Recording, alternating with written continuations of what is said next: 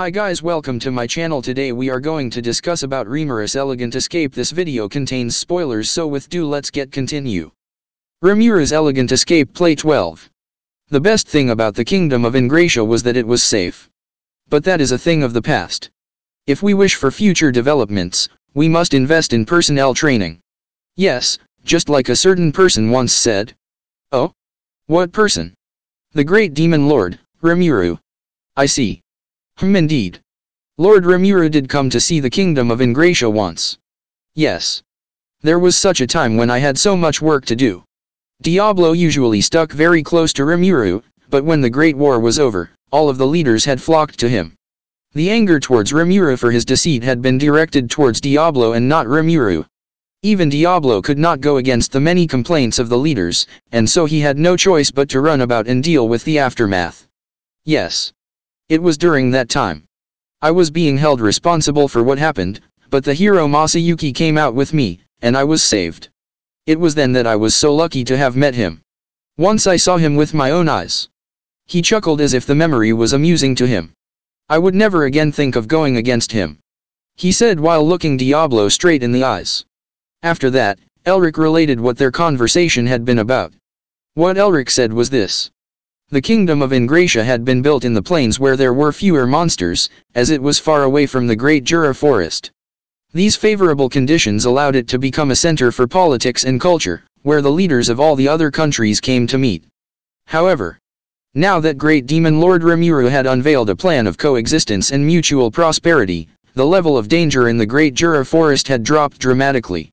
Not only that, the country of Tempest now had improved means of transportation through a network of railways, and had developed to a point where it could be considered the current center of the world. In fact, the main headquarters of the Freedom Arbitration Committee was in Tempest.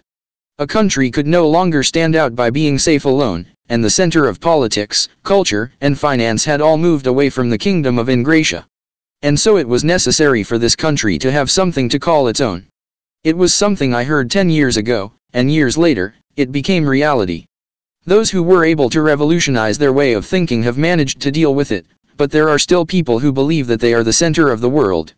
It is a force that is splitting the former nobles. Those who had once sat in the center of so much splendor would find it difficult to relinquish their seats. He suggested that civil war might have erupted if the committee was not monitoring them. Julius is like a shrine for the conservative noble forces. He accepts their grievances and uses them to his own gain. Furthermore, he contains the revolutionaries who attempt to use force to bring about democracy. He adjusts things so that change comes slowly.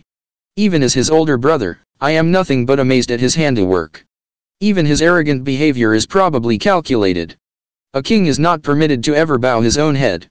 Those who want to restore the royal family would never allow it. Eric said, bringing his story to an end. Diablo nodded and pondered on this. This meant that this Julius prince was acting like a noble while understanding everything. That was why he was unable to be stopped, even if was a student now. Well then, would the money from the royal family that he is allowed to freely use really be enough to maintain that lifestyle? Are you sure he is not receiving monetary support from somewhere? Diablo asked. No. He is very proud, so I doubt he would accept such a thing. Translations by AsianHobbyist.com website. Stop reading at pirate sites like Box Novel that steals translations. Check novel updates. Com for legit fan translations. Elric said flatly. Diablo nodded with satisfaction upon hearing this. That's useful to know. I am thankful for all the information you provided. Well, then. We should be leaving. Diablo and Sui offered words of gratitude and got up from their seats. Did my brother do something? Elric asked in a voice that seemed somewhat distressed. Diablo smiled and answered as if to put his worries to rest. No, not at all. There is no need for you to worry. Besides, and this is just an example, if a student really did do something, then it would be the parents, teachers, and the state who should be responsible. That is what Lord Rimuru would say. But classes such as nobles and commoners have no meaning there. No, they are not allowed to have meaning. What your younger brother is doing is wrong, but it is the teachers who are allowing it, and it is the establishment that is the school that should take the blame. And as long as the school is under Lord Rimuru's sponsorship, then we must think of all the students as being under his protection. The actions of your younger brother require punishment, but the student Julius will not be convicted of any crimes. I can assure you of that. I see, that is good. Unlike me, he does not think of Lord Rimuru in a kind way. He idolizes the hero Masayuki. And so Elric explained that he was worried that his brother would do something rude towards Lord Rimuru, who he owed a great debt to. After that, he saw Diablo and Sui leave. Bowing his head for one final time, he said, "Please help my brother." After leaving the mansion where Elric was being held, Diablo and Sui headed for the airport. This meeting was the last part of their information gathering, and so they had no intention of staying any longer. And since they did not want to draw attention, they decided to travel by sky instead of a magic circle. As said before, space transfer was out of the question. The two wasted no time on the way to the airport, as they traded their opinions on what they had heard. As I thought, someone has definitely made contact with him. However, it is most likely that Julius is not their co-conspirator. That seems to be the case. Julius is seen as a shrine of sorts to the nobles. He must be avoiding any monetary aid so he does not appear weak. He must have a stronger spine than I thought. Interesting. Very interesting. Yes. Sui agreed with the conclusion that Diablo had come to. In fact, the previous day's investigation had allowed him to understand the situation regarding the fortune of all of the nobles. This included money that was not written in the books, and he would know if there was some abnormal circulation of money happening. It was clear that Elric was speaking the truth. There was no one in the world who could help Julius with money while keeping all traces of it out of their eyes. Then there was only one answer left. Julius was fighting alone, without help from anyone. And like Elric had said, no, Julius was even cleverer than what he had suggested. He had started up an enterprise aside from his studies without any of the nobles surrounding him realizing it. It hired people from other worlds at a high rate. And it was conducting all kinds of research in order to become a body that would give birth to new cultural activities. It was nothing short of a gamble, but it appeared that Julius had won. Not only had he increased his hidden fortune, but he had also made enough money to go against the enemy forces that tried to surround him and the other nobles. Though, this was partly due to the cooperation of the members of the hero, Masayuki's party, who would sometimes visit. After all, the people from other worlds that were hired were people that Masayuki had brought. It was after doing much research on all of these facts, that Diablo and Sui had visited Elric.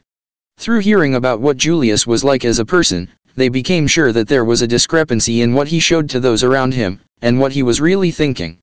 They were also sure that with Julius' personality, even if he did become the shrine to bring the Ingratia kingdom together, he was not so foolish as to become a puppet king. They understood that he was harsh on others, but even harsher on himself. It seems that Julius is a serious and capable person. I am sure that many people will find it uncomfortable, the day he becomes king. Do you mean the people of the council? I doubt they can do anything about it yet. As he was under the supervision of the committee now, there was nothing that the council, which was made of members of various nationalities, could do.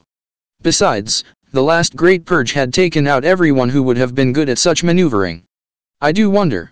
But perhaps there is someone like that outside of the council. I won't deny the possibility. Of course. Sui said grimly. In other words, it would be best to consider that this kingdom of Ingratia was being targeted by someone. I see. I see. This must be in the vein of the economic war that Rimuru had predicted. They could not fight back in a war of military power. However, in terms of economic exchange, there was a possibility of standing on top of some others. Those who thought this way may have instigated such an economic war. If that were the case, the various developments now would connect into a single line. After all, this had been predicted as a path that could not be avoided while negotiating for coexistence and mutual prosperity. However, such methods would not work against Tempest.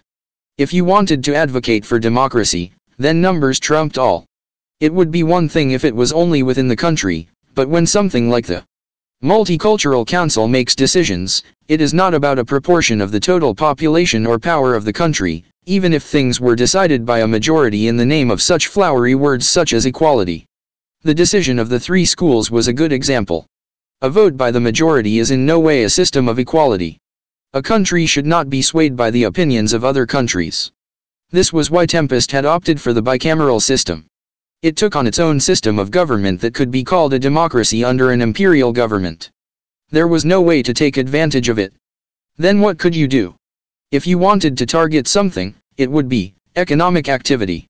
Translations by AsianHobbyist.com website. Stop reading at pirate sites like Box Novel that steals translations. Check novel updates.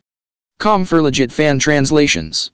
The only means left is to force them to accept your terms, while using your economic ties as a shield. It would take a terribly long time for this plan to work. And the enemy had a surprising amount of patience. And they had seen traces of those hands reaching out not to just Tempest, but deep into other countries as well. This was an opponent that should not be underestimated. It's been a while since I had this much fun. Diablo had no understanding of the economy, and he didn't care to. He was not interested. As someone who believed that you should just take what you wanted, he had no interest in money. Gold, silver, jewels. Diablo thought of such things as bait to manipulate the greed of humans. What Diablo desired in the truest sense, was not something that an object could replace. In negotiating, several conditions were laid out on a table, and both parties would discuss possible compromises. But Diablo felt that this was all pointless. If the person was strong enough to just flip the table over, you would need to have an equal amount of strength, or there was no way to negotiate. Diablo could not understand why some people put so much faith in the goodness or wisdom of others. Though Diablo did believe that promises had to be kept, he would never make a promise with someone who was not his equal. It was because of all of this, that Diablo could only see this economic war that humanity was waging against the great demon Lord Rimuru as futile. How foolish. Even ignoring Lord Rimuru, to try and control the world through the economy. I would never allow such a thing. Diablo felt that anyone who could not understand this must be very foolish. Hey. You aren't thinking about killing everyone who is behind it now, are you? How dare you? I may have been on edge after being separated from Lord Rimuru, but I am quite calm now. There is no way that I would think of such a thing. Sui had made the jab with the perfect timing. Almost as if he could read his mind. Diablo was surprised, but lightly denied it. That's good then. Lord Rimuru has forbidden the subjugating of others through violence. Just like Sui said, Diablo's beloved master, Rimuru, cared deeply for humans. And while he did not entirely avoid using his power, he tried not to use it more than was necessary against other countries. As Diablo was always close by, he could hardly be ignorant of this, and he, of course, understood it. Because of this, Diablo decided on a whim that he too would use his brain, rather than his strength, to deal with this opponent. While this may be a war to the humans, it was all a game to Diablo. Humans, weak, foolish, greedy, and yet, there were some with strong and noble souls and some who were more intelligent than demons. He was not interested in the economy, but he was interested in humans. He. Diablo sneered. He had a feeling that this game, this entertaining money game, was about to begin. And like that, the third day came to an end. And in turn, the tumultuous fourth day began. Thank you for watching. Please do like, share and subscribe.